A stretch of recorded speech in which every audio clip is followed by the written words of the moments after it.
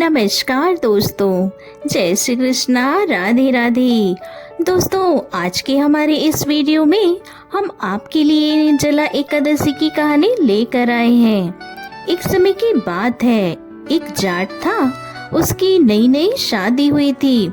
शादी के बाद वह पहली बार अपनी पत्नी को लेने अपने ससुराल जा रहा था।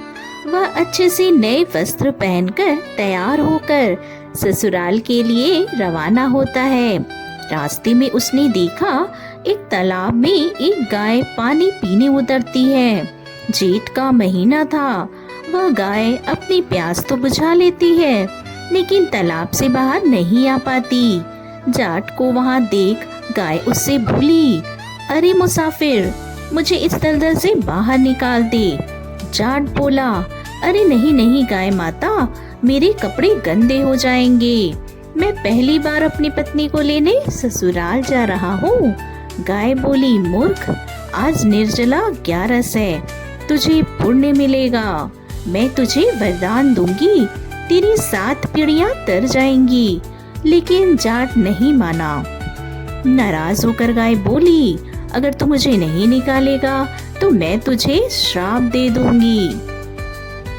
जा, तो अब से 8 पहर बाद गधा बन जाएगा। वह जाट तो अब डर गया, अब गाय से माफी मांगने लगा। लेकिन तब तक गाय तालाब में पूरी तरह डूब गई थी। यह देख जाट उदास हो गया और उदास मन से ही ससुराल पहुंचा। जमाई को देखकर ससुराल में सभी बहुत खुश हुए, लेकिन जाते ही उसने रट पकड़ ली। मेरी पत्नी को विदा कर दो, हमें जाना है, हमें अभी जाना है। सभी ने मिन्नतें करी, जमाई जी एक दिन तो रुक जाओ, लेकिन वह नहीं माना। तब उसकी पत्नी बोली, जब सब इतना कह रहे हैं तो आप रुक क्यों नहीं जाते। तब जाट ने उसे श्राप की सारी बात बता दी। तब उसकी पत्नी तुरंत उसके साथ वापस घर की ओर चल दी। 8 पहर बीतने के बाद जाट गधा बन जाता है और उसकी पत्नी उसे घर में लेकर बैठी रही। इस तरह कई दिन बीत गए। जब घर में अन्न धन कुछ भी नहीं बचा, तब जाट अपनी पत्नी से बोला, तुम मुझे लेकर मजदूरी करने चलो। तब वह दोनों नगर के राजा के यहाँ मजदूरी करने पहुँचे। राजा की कुएं की खुदाई का काम चल रहा था। उसकी पत्नी अपने सर पर मिट्टी रखकर मिट्टी ढोल दी और सभी मजदूर उसे देखकर बोले, अरे बहन, जब तेरे पास गधा है तो इस पर बोझ रखकर क्यों नहीं ढोती, क्यों वह उठाती हो। पर वह कुछ नहीं बोली। दूर से राजा भी यह सब देख रहा था। एक दिन राजा ने पूछा, तुम्हारे पास गधा है तो तुम क्यों बोझ उठाती हो। तब वह बोली, महाराज, यह गधा नहीं, मेरे पति हैं, इन पर गाय का श्राप लगा है। उसने राजा को सारी बात बता दी। राजा ने पंडित बुलवाकर इसका हल पूछा। वह बोली, राजा जी, इसका एक ही हल है। जिस व्यक्ति ने अपने जीवन काल में 101 ग्यारस करी हो, उसका फल अगर वह इस गधे को दे दे तो यह मानव बन सकता है। राजा ने पूरी नगरी में ऐलान करवा दिया कि जिसने भी 101 ग्यारस करी है, अगर वह अपनी ग्यारस का फल दे देता है तो राजा उसे अपना आधा राज्य दे देंगे।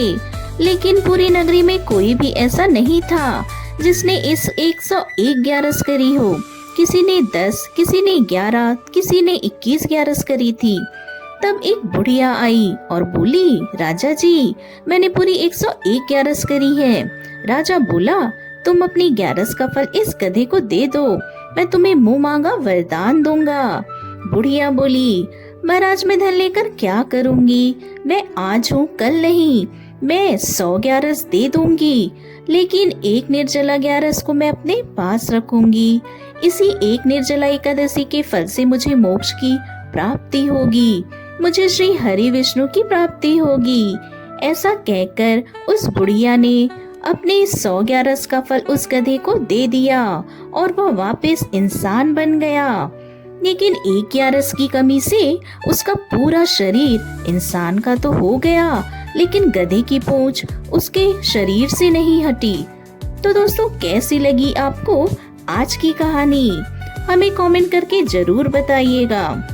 साथ ही हमसे जुड़े रहने के लिए चैनल को सब्सक्राइब करना ना भूलें। वीडियो पसंद आए तो लाइक अवश्य करें। हमसे जुड़ने के लिए आपका बहुत बहुत धन्यवाद। जय श्री हरि विष्णु।